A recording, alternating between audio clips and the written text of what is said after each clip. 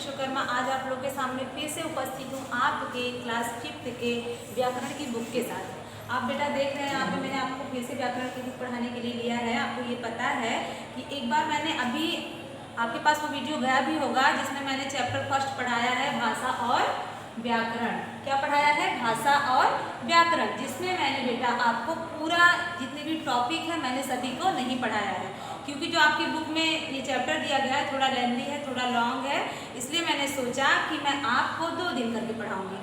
तो मैंने कुछ टॉपिक उस दिन छोड़ दिए थे। मैंने आपको, आप बुक में देख सकते हैं, बुक खोलिए।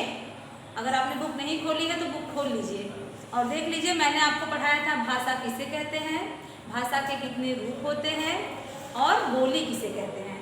मैंने बस यही 3 चीज़ें आपको बताई थी। मैंने आपको ये नहीं बताया था कि लिपि किसे कहते हैं, व्याकरण किसे कहते हैं। मैंने इसे छोड़ दिया था। मैंने सिर्फ ये बोला था कि आप इतना पढ़ लीजिएगा, इसके बाद मैं आपको जो नेक्स्ट टॉपिक होगा, जो अगला टॉपिक होगा, उस टॉपिक पे मैं आपसे बात करूंगी। ठीक, तो आज मैं आपके सामने फिर से वही अगला टॉपिक लेके आई हूँ। चैप्टर फर्स्ट का अगला टॉपिक आपका क्या है? लिपि। क्या है? लिपि। ठीक, तो बेटा आपने भाषा सीख लिया और आपने क्या सीख लिया? बोली सीख लिया, भाषा के रूप भी आपने सीख लिया, लेकिन आपने ये नहीं सीखा कि लिपि किसे कहते हैं। हो सकता है आपने पढ़ा भी होगा लिपि किसे कहते हैं। तो देखिए, भाषा को लिखने के ढंग को क्या कहते हैं? लिपि कहते हैं। मैंने यहाँ पे लिखा कि भाषा के लिखने के ढंग को क्या कहते हैं? लिपि कहते हैं। भाषा, अगर आपकी लिपि नहीं होती तो आप ये नहीं पता कर पाते कि भाषा को हम किस प्रकार से लिखें, भाषा को किस प्रकार से हम व्यक्त करें। उसी को व्यक्त करने के ढंग को क्या कहते हैं? लिपि कहते हैं। जैसे मैं आपको एग्जाम्पल के तौर पे बताऊंगी। जैसे आप विद्यालय आते हैं, ठीक, आप स्कूल आते हैं तो आपको स्कूल आने के लिए एक कोड ड्रेस बनाया गया है, यूनिफॉर्म, उसे आप पहन के विद्यालय आते हैं। आप घर से निकलेंगे, अगर आपने घर का यूनिफॉर्म पहना है तो कोई आपसे नहीं पूछेगा कि आप कहाँ जा रहे हो। सबको पता है ये कहीं घूमने जा रहा होगा या फिर यहीं पर कहीं घर पर ही रहेगा। लेकिन अगर आपने स्कूल का यूनिफॉर्म पहना है, जबकि आपको स्कूल नहीं आना है, तो भी सब बोलेंगे अरे क्या आप स्कूल जा रहे हो, क्या आज स्कूल है तुम्हारा, क्या पूछेंगे कि नहीं पूछेंगे। तो वो तुम्हारा कोड ड्रेस है, उससे पता चल जाता है कि तुम स्कूल में जाते हो। और स्कूल का भी कोड ड्रेस होता है, हर एक स्कूल का अलग अलग यूनिफॉर्म होता है। तो उमा वैजयंती का जो कोड ड्रेस है आप उसको पहनते हैं तो सबको पता चलता है कि आप उमा वैजयंती में जाते हैं। ठीक, तो वैसे ही हर भाषा की एक लिपि होती है, जैसे हर विद्यालय का एक कोड ड्रेस होता है, ठीक उसी प्रकार से हर भाषा की अपनी एक लिपि होती है, एक कोड होता है। ठीक, आप इसको भी यूनिफॉर्म के तौर पर ही देख सकते हैं। जैसे आप क्या पढ़ते हैं? आप हिंदी पढ़ते हैं, आप इंग्लिश पढ़ते हैं, पढ़ते हैं कि नहीं पढ़ते? तो आप यही तो भाषा भी सीखते हैं। तो इनकी लिपि क्या होगी, इनको किस प्रकार से हम व्यक्त करेंगे, कैसे बताएंगे? क्योंकि अगर आपने भाषा को व्यवस्थित रखने के लिए, भाषा ताकि कहीं उससे कोई नुकसान ना पहुंच सके, इसको व्यवस्थित रखने के लिए क्या किया गया? लिपि का निर्माण किया गया, लिपि को बनाया गया। और वही लिपि क्या है? हमारी हिंदी की लिपि भी है और इंग्लिश की लिपि भी है। हर भाषा की अपनी अपनी एक लिपि है। उसी लिपि के माध्यम से ही हम क्या करते हैं? भाषा को सीखते हैं। तो यहाँ पे देखिए, मैंने कुछ भाषाएं लिखी हैं और मैंने कुछ लिपियाँ लिखी हैं। ठीक, तो उसको आप देखिए और समझने का प्रयास करिए। आपकी बुक में भी दिया गया है, बुक में आप खोल करके देखते रहिए, साथ में मैंने बोर्ड पर भी लिख दिया है। तो आप यहाँ पे देखिए, मैंने पहला लिखा है पंजाबी। ये पंजाबी मैंने यहाँ पे लिखा है भाषा। उसके बाद मैंने क्या लिखा है? लिपि लिखा है। मैंने क्या लिखा है? भाषा लिखा है और लिपि लिखा है। अब भाषा क्या है आपकी? पंजाबी। पंजाबी आपको पता है ये एक भाषा है जो पंजाब में बोली जाती है। तो पंजाबी भाषा की एक लिपि है जिसको चिन्हित किया गया है। अगर ये इस भाषा की लिपि नहीं होती तो हम इसको जान नहीं पाते कि ये कौन सी भाषा है? पंजाबी भाषा है। तो इसकी लिपि क्या हुई? गुरमुखी। पंजाबी भाषा की लिपि क्या है? गुरमुखी है। और ये आपकी है बंगला। बंगला की भाषा मतलब बंगाल देश की जो भाषा है उसकी लिपि क्या है? बांग्ला। उसके बाद आपकी अंग्रेजी भाषा है। अंग्रेजी भी आप बोलते हैं, अंग्रेजी भी आप सीखते हैं क्योंकि आप सीबीएसई बोर्ड में पढ़ते हैं, इंग्लिश मीडियम में पढ़ते हैं। तो अंग्रेजी भाषा की लिपि क्या है? अंग्रेजी भाषा की लिपि आपकी क्या है? रोमन है। क्या है? रोमन। ठीक, और आप अब आ गए हिंदी पे, जो कि आप अभी पढ़ रहे हैं। हिंदी भाषा की लिपि आपकी क्या है? देवनागरी। अगर आपसे किसी ने पूछ दिया हिंदी भाषा की लिपि क्या है, तो देवनागरी। लेकिन एक बात और आप लोग ध्यान दीजिएगा, ये जो देवनागरी है केवल हिंदी भाषा की लिपि नहीं है। देवनागरी, आप अगर संस्कृत भाषा में कोई पूछता है तो संस्कृत भाषा की लिपि क्या है? देवनागरी। मराठी भाषा की लिपि क्या है जो महाराष्ट्र में बोला जाता है? देवनागरी। और हिंदी भाषा की लिपि क्या है? देवनागरी। इन तीनों भाषाओं की लिपि क्या है? देवनागरी, क्योंकि संस्कृत जो है वो हमारी प्राचीनतम भाषा है। मतलब कि आप ये कह सकते हैं सबसे पुरानी भाषा। अगर इस भारत में कोई भाषा बोली जाती थी सबसे पहले तो वो कौन सी भाषा थी? संस्कृत भाषा थी। तो संस्कृत भाषा हमारी प्राचीन भाषा है। ठीक उसी से मिलता जुलता हमारी क्या है? मराठी भाषा है। उसी से मिलती जुलती क्या है? हमारी हिंदी भाषा है। तो इन तीनों भाषाओं की लिपि, हिंदी, संस्कृत और मराठी, सबकी लिपि क्या होगी? देवनागरी होगी। ठीक, अब आपका अगला टॉपिक क्या है? इतना आप लोग समझ लिए होंगे। किसी ने आपसे पूछा कि लिपि किसे कहते हैं, आप कहेंगे भाषा को व्यवस्थित रूप से रखने के लिए जिन चिन्हों का हम प्रयोग करते हैं उसे लिपि कहते हैं। भाषा को लिखने के ढंग को क्या कहते हैं? लिपि कहते हैं। अब आपसे किसी ने पूछ दिया कि आप तो हिंदी बोल रहे हैं, हिंदी पढ़ रहे हैं, इस भाषा की लिपि क्या है? आप बताएंगे देवनागरी। आपसे किसी ने पूछ दिया अंग्रेजी भाषा की लिपि क्या है? आप क्या कहेंगे? रोमन है। आपसे किसी ने पूछ दिया पंजाबी भाषा की लिपि क्या है? आप क्या कहेंगे?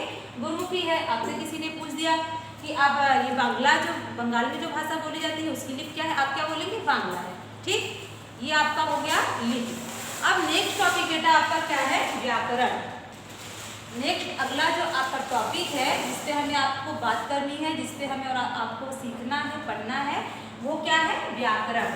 ठीक, अब सवाल ये उठता है कि व्याकरण यहाँ पे आ गया, आपने पढ़ा भी है 4th में, आपने 3rd में भी हो सकता है पढ़ा होगा। तो इसको हर वर्ष, प्रत्येक वर्ष इसलिए दिया जाता है ताकि आप अच्छे से लर्न कर सकें।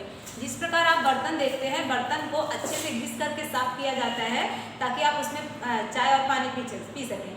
तो उसको फिर से रख करके आप वैसे ही उठा के नहीं पी लेते, उसको फिर से धुलते हैं ना। तो उसी प्रकार से आपको जो टॉपिक दोबारा दिया जाता है ताकि आप उसको बार बार, जितनी बार आप पढ़ेंगे उतनी बार आपको अच्छे से याद होगा। किसी चीज़ को आप जितनी बार लर्न करेंगे, जितनी बार देखेंगे, उतना ही आपको अच्छे से याद होगा।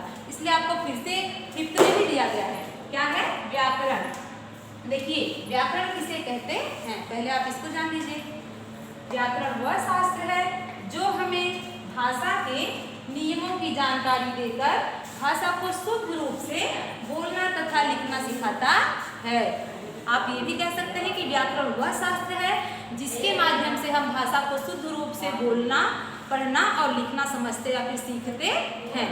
अगर व्याकरण नहीं होता तो हमारी भाषा, हम शुद्ध रूप से उसको बोल नहीं पाते, हमारी भाषा शुद्ध नहीं होती। तो व्याकरण क्या है? हमें भाषा को शुद्ध रूप से बोलना, शुद्ध रूप से पढ़ना और शुद्ध रूप से उसको समझना सिखाता है। ठीक, तो ये क्या है हमारा? व्याकरण। अब देखिए शुद्ध क्या हुआ? भाषा को शुद्ध रूप से पढ़ना, शुद्ध और अशुद्ध। देखिए कई वाक्य आप बोलते हैं, कई शब्द आप बोलते हैं, उसमें शुद्ध वाक्य होता है और अशुद्ध वाक्य होता है। तो आपको शुद्ध और अशुद्ध वाक्य में फर्क होना पता होना चाहिए। तो देखिए मैंने यहाँ पे आपको देखिए इस व्याकरण का मैंने यहाँ पे लिख दिया है शुद्ध और अशुद्ध वाक्य। सबसे पहले मैंने शुद्ध लिखा है। पहले आप शुद्ध को देखिए, मैंने एक एग्जाम्पल दिया है, एक उदाहरण दिया है, उसके माध्यम से आप समझिए। मैंने लिखा है विराट क्रिकेट खेलता है।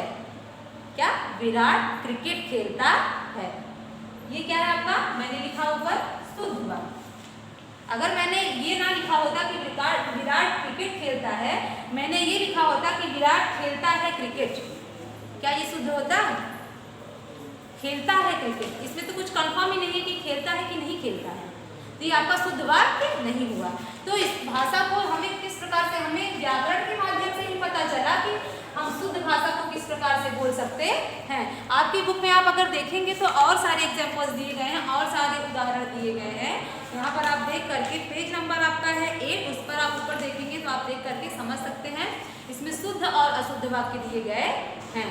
ठीक, तो अगला, अगर आप इतना समझ गए हो तो अगले टॉपिक पे चलते हैं। एक बार इसको एक बार आप कैसे देख लीजिए ध्यान से, केयरफुली, कि व्याकरण किसे कहते हैं। आपका ये जो अगला टॉपिक है, मैंने बोला आपको अगले टॉपिक पे ले चलेंगे, लेकिन इस पे जाने से पहले एक बार आप फिर से व्याकरण को समझ लीजिए। भाषा को शुद्ध रूप से पढ़ना, भाषा को शुद्ध रूप से सीखना, भाषा को शुद्ध रूप से समझना हमें कौन सिखाता है? व्याकरण। तो आप सीधे सीधे कह सकते हैं व्याकरण वह शास्त्र है जो हमें भाषा को शुद्ध रूप से पढ़ना, शुद्ध रूप से बोलना और शुद्ध रूप से लिखना सिखाता है। और भाषा के दो रूप होते हैं, व्याकरण का जो शुद्ध रूप होता है ये है, और जो अशुद्ध रूप होता है ये है। अगला आपका जो टॉपिक है, मैंने बोला अगले टॉपिक पे लेके चलेंगे, तो अगला टॉपिक आपका, क्योंकि चैप्टर एंड हो गया है, पाठ आपका समाप्त हो गया है, तो अगला टॉपिक आपका क्या है? अभ्यास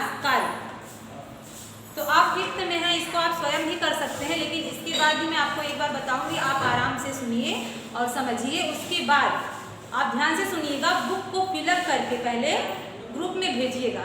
आप पहले प्लेयर पे करना मत शुरू कर दीजिएगा और आप अपनी बुक में पेंसिल का ही प्रयोग करिएगा। तो बुक में आप फिल करेंगे, एकदम सही सही लिखेंगे, उसमें जो भी रॉन्ग होगा उसको मैं आपको बताऊंगी। उसके बाद आप फेयर की कॉपी पे लिखेंगे। सबसे पहले आप फेयर की कॉपी पर लिख कर भेजना शुरू नहीं करेंगे, ठीक। तो चलिए अभ्यास कार्य में आपका पहला जो है यहाँ पे देखिए, सोचिए और बताइए। क्या है? सोचिए और बताइए। आपको केवल बताना है, आपका मौखिक क्वेश्चन है, ना कि आपका ये लिखित है। अगर मैं बोली होती कि आप सोचिए और लिखिए तो आपका ये लिखित भाषा में होता, तो आप इसको मुझे लिख के दिखाते। तो आपको ये क्या करना है, बोल करके या फिर समझ कर बताना है। अभी तो आप मुझे बता नहीं सकते, जब भी मिलेंगे तभी पूछेंगे। जो लिखना है उसे ही लिखिएगा। तो एक बार सुनिए और मुझे आप आंसर दीजिए, मैं भी यहाँ से आपको उत्तर दूंगी, ठीक। देखिए पहला आपका है कर। महाराष्ट्र की भाषा क्या है? महाराष्ट्र की भाषा क्या है? अभी अभी मैंने आपको बताया कि महाराष्ट्र में मराठी भाषा बोली जाती है। तो आपसे किसी ने पूछ दिया महाराष्ट्र की भाषा क्या होती है, आप क्या बताएंगे? मराठी। अगला क्वेश्चन आपका है, भारत की सबसे प्राचीनतम भाषा कौन सी है?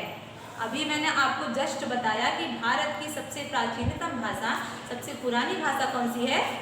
संस्कृत भाषा है, ठीक। भारत की सबसे प्राचीनतम भाषा, सबसे पुरानी भाषा कौन सी भाषा है?